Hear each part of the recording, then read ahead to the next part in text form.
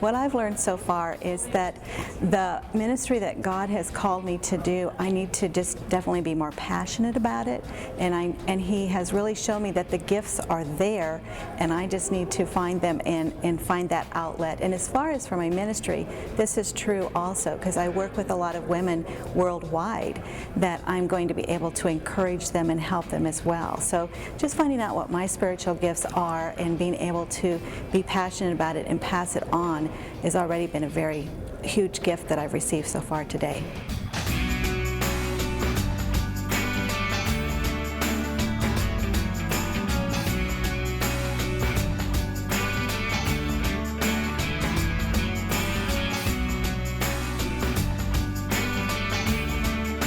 Well, welcome back. Session 4, Part 1. We're entering into Phase 2 of the equipping process. And we hope by now that you've had a chance to work through Phase 1, the calling process, and really feel as though you're getting a handle on what it means to cast a vision to people that they might find a position that they can really get on board and feel enthusiastic about embracing because they believe it's going to make a contribution to the ministry. Well, now that they're on board, you've determined there's a fit, you've made the call, they've said yes. Now they need to be connected, and that's Phase 2 of the process. And connection process I can best summarize with one statement, and it's this one. It's the process by which an outsider becomes an insider. You know the difference, don't you? You feel the difference. Anyone like to feel like an outsider? No one likes to feel like an outsider.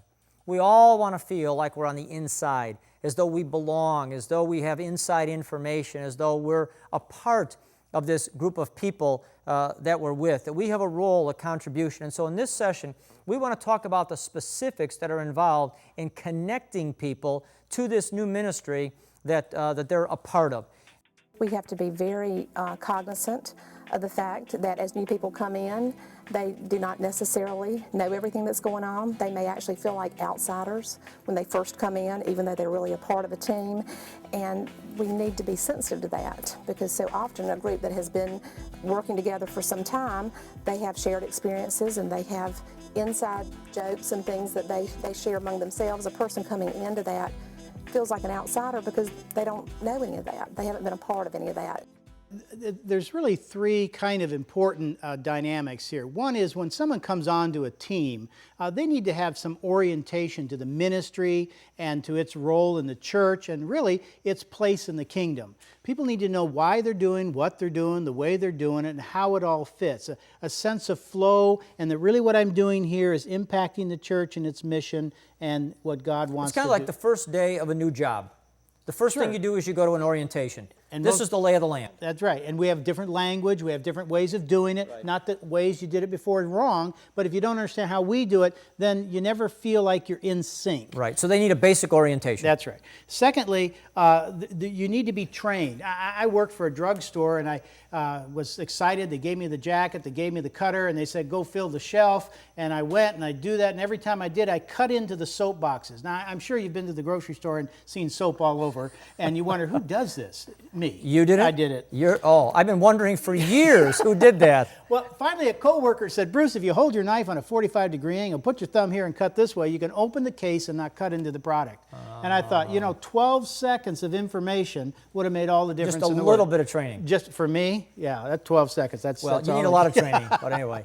So the point is that when you ask someone to do a job and you have a position description, train them, set them up to win, let them know how they can succeed. So training answers the question, what does this person need to know in order to be found competent? That's right. They got to have some skill, understanding, and training. Okay. And then finally, people have to have a relational connection. They've got to feel like they belong.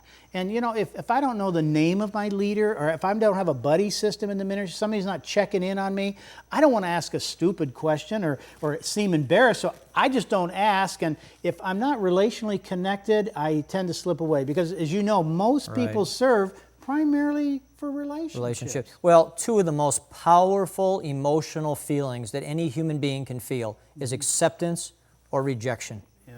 And when you belong, you feel accepted. And none of us wants to feel rejected. And not to say that if you don't belong, you feel rejected, but there's a difference between, there's kind of a degrees of continuum. Acceptance is powerful.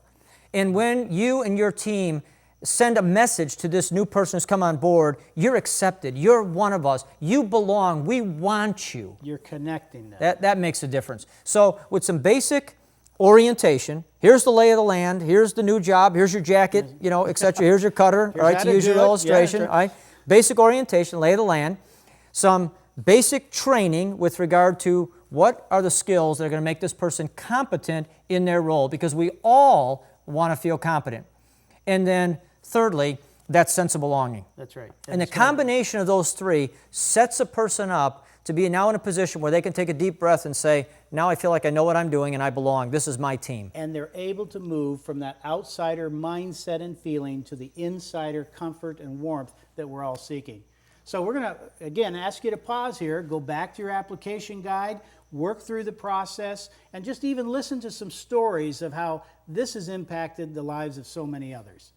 My leader has been excellent as far as if I have a problem, I can call her. If I have any situations that I can't handle, I can call her, and she gives me the right direction.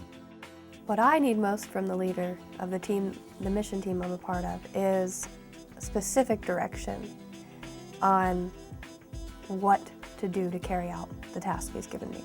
Well, it would have been helpful if there were specific tasks that needed to be done, and maybe that they were divided up to certain people that were there. Because when I first went in, I felt kind of lost as to where can I help out. Everything's buzzing around me, and there's some people seem to know exactly what they're doing, and some people are spinning around watching here and there. So I asked specific questions and I got specific answers, but I think maybe if there was more of an organization as far as specific tasks at the get-go, it would have helped the people that were new in there to be able to just pick it up and go. So work through that application, come on back, and we'll continue in our next segment.